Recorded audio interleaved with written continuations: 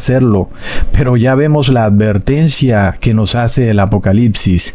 Es curioso porque el apóstol Juan escribió esto hace 2000 años y resulta que hoy es precisamente el mundo cristiano quien está detrás de este movimiento de unificación del mundo. ¿No deberían saber los pastores evangélicos más que nadie la advertencia de que detrás de la unificación están espíritus de demonios? Pero es de locos, porque ¿qué nos dice el apóstol? Que son precisamente los líderes religiosos los que están detrás de la unificación, como lo hemos explicado. El falso profeta, el anticristo, son líderes religiosos y ellos están llevando al mundo al Armagedón. Pero además no nos olvidemos que hay otros movimientos ocultos dentro de estas religiones, como es la masonería. Todos o la mayoría de estos líderes religiosos pertenecen a la masonería. Y eso también debería ser como una voz de alerta, porque hay cosas ocultas y secretas detrás de ese movimiento ecuménico. Es tremendo, hermanos. Y no olvidemos a estos pastores que han sido expuestos como haciendo cierto tipo de señales masónicas, aunque no pudiéramos decir que son masones, pero han hecho cosas que muchas personas han dicho: un momentico, esto parece ser parte de la masonería. Recordemos el caso de Marcos Witt, Alberto Motesi, Cash Luna, Dante Gebel, Samuel García.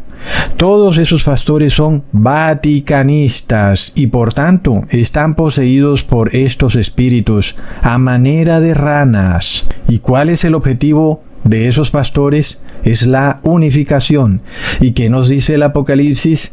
Que los espíritus a manera de ranas vienen a reunir, a unificar a los reyes de la tierra, no para la paz como se nos hace creer, sino para la guerra. Es el trasfondo que está oculto, que no puede verse, pero que nosotros vamos a ver que la palabra de Dios se va a cumplir. Hermanos, es tremendo. Miremos, hermanos, que se nos revela claramente que del falso profeta saldría este espíritu que reúne, unifica a las naciones. Es algo que está profetizado.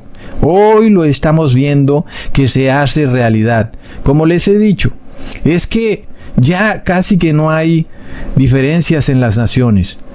Casi que la cultura es una sola a nivel global.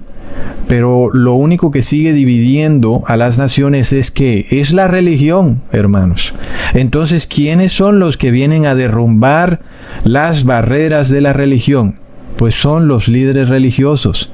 ¿Y qué pasa cuando esas barreras son la ley de Dios? ¿No es eso muy curioso, hermanos? Porque Jesús Adrián Romero, este pastor cantante, dice que es muy bello y amoroso unificarse. Y los que no se quieren unificar son extremistas. Y es una doctrina que viene del Papa Francisco, que es la bestia del Apocalipsis. ¿Y qué nos dice el apóstol Juan? Que de la bestia también sale un espíritu inmundo de demonio a manera de rana, que también quiere unificar a los reyes de la tierra. ¿Quién es el principal promotor del ecumenismo en el mundo? Es el Papa Francisco, hermanos. La bestia es reconocida porque de su boca sale este espíritu inmundo de demonio, lo cual significa la doctrina que el Papa Francisco tiene.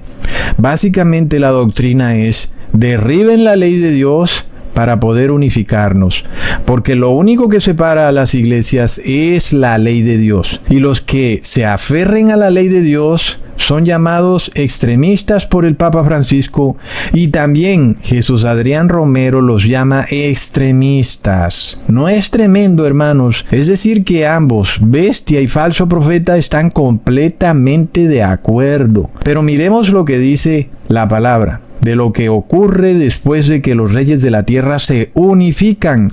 Leamos en Apocalipsis 16, versículo 15. He aquí yo vengo como ladrón. Bienaventurado el que vela y guarda sus ropas, para que no ande desnudo y vean su vergüenza. ¡Wow! Lo vemos, hermanos. Es decir, justo después de que se forma este ecumenismo global, en torno tal vez a una liturgia o ceremonia que es practicada a nivel global, algo así como lo que quiere dar a entender este pastor Jesús Adrián Romero, y que entonces todas las personas sean obligadas a asistir a esta liturgia global por decreto de los reyes. Entonces ahí vemos un ecumenismo global. ¿Y qué es lo que viene luego? Entonces viene la segunda venida de nuestro Señor Jesús. ¿Y cómo toma al mundo? Lo toma por sorpresa. ¿Y por qué por sorpresa? Porque las personas pensarán que están haciendo algo agradable a Dios, porque habrán sido engañadas por estos espíritus de demonios que los han hecho creer que la unificación del mundo es algo bello y altruista, cuando en realidad el objetivo que está en un trasfondo oculto es llevar al mundo a la guerra. Y es terrible. Pero sobre todo, cuando esta unificación se hace a través de derribar las leyes de Dios. Por eso vemos que estos reyes de la tierra son unificados en torno a una batalla llamada Armagedón, que es la batalla final entre el mundo en contra de Dios. En este caso, el mundo, de forma global y unificada, derriban las leyes de Dios. Y por eso quiere decir que entran en una guerra frontal en contra de Dios. Es algo que está advertido en el Salmo capítulo 2, versículo 2 al 3. Estarán los reyes de la tierra y príncipes consultarán unidos contra el Señor y contra su ungido. Lo vemos, hermanos, diciendo: rompamos sus coyundas, es decir, su ley, y echemos de nosotros sus cuerdas, es decir, sus estatutos y decretos. Ahí está. Entonces vemos que se nos revela que los reyes de la tierra sí van a unificarse para abandonar la ley de Dios, que porque supuestamente trae división, y entonces ellos van a acoger la ley del Papa de Roma, porque según ellos esa ley del Papa sí trae amor y unidad. ¡Qué hipocresía tan terrible! ¿No es impresionante ver lo que hace el mundo ante nuestros propios ojos, hermanos? Porque esto es muy claro. El mundo quiere derribar la ley de Dios, porque eso, según ellos, trae división, para acoger los dogmas del Papa, que es a lo que se refiere este pastor Jesús Adrián Romero cuando habla de liturgia y misticismo y simbolismo. Eso no trae división, porque el mundo eso sí lo acoge perfectamente. ¿No es impresionante, hermanos? Entonces, ¿qué pasa? Estamos viendo a un pastor evangélico defender a la Iglesia Católica, inclusive diciendo que no es realmente una iglesia idolátrica, que porque la Torá no prohíbe hacerse imágenes, y que entonces todas esas imágenes de la Iglesia Católica no son pecado. Y aún va más lejos en decir que la Iglesia Católica tiene una iglesia en donde no tiene imágenes. Tal vez hasta ese punto lleguen, en el que dispongan de templos que no tengan imágenes, pero en donde se haga la liturgia en domingo, y el que no asista entonces no podrá comprar ni vender. Pero para tratar de lograr esa unificación global, tal vez es posible que la Iglesia Católica se despoje de esas mañas de hacerse ídolos y estatuas y imágenes, con tal de lograr que uno de sus dogmas sea impuesto a nivel global. Parece un plan bastante ingenioso. Luego dice Jesús Adrián que la Iglesia Católica profesa la salvación por obras, pero la Iglesia Evangélica profesa la salvación por fe.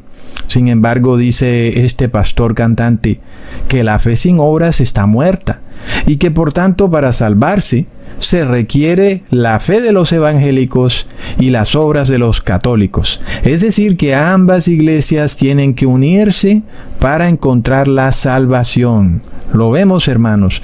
Entonces, aquí vamos a estudiar este sofisma que es introducido en el cristianismo y que en general es muy planteado por los vaticanistas, que de continuo están diciendo que sí, aunque la salvación es por fe, se requieren las obras católicas también.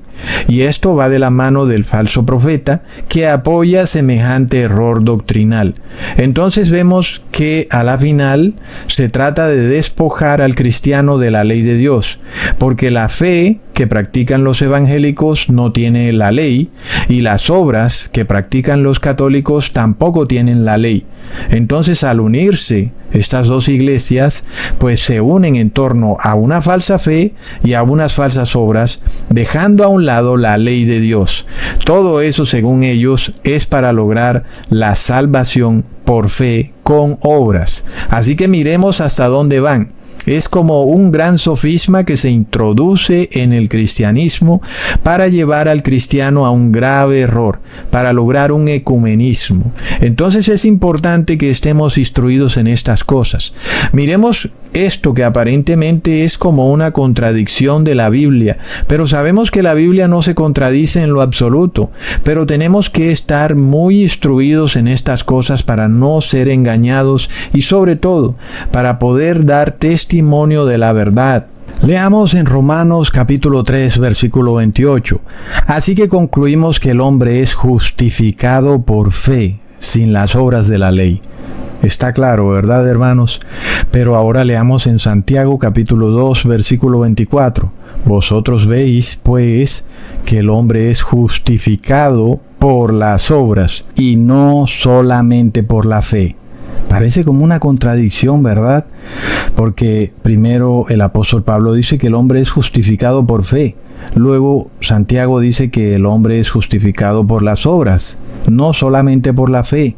Leamos en Romanos capítulo 4, versículo 2, que si Abraham fue justificado por las obras, tiene de qué gloriarse, mas no para con Dios. Luego leamos el versículo 5, mas el que no obra, si no cree en aquel que justifica al impío, la fe le es contada por justicia. Aquí seguimos viendo al apóstol Pablo seguir exponiendo su idea de que la salvación es por fe y no por obras, porque Abraham no fue justificado por las obras, sino por la fe. Pero ahora, ¿qué dice Santiago capítulo 2, versículo 21? ¿No fue justificado por las obras Abraham, nuestro padre, cuando ofreció a su hijo Isaac sobre el altar? Entonces, miremos, hermanos, este es el problema de aquellas personas que leen la Biblia así de rapidez, como yo les llamo lectores deportivos de la Biblia, que cierran los ojos y tiran el dedo, y donde caiga el dedo, entonces ese versículo lo leen y de resto no leen más nada.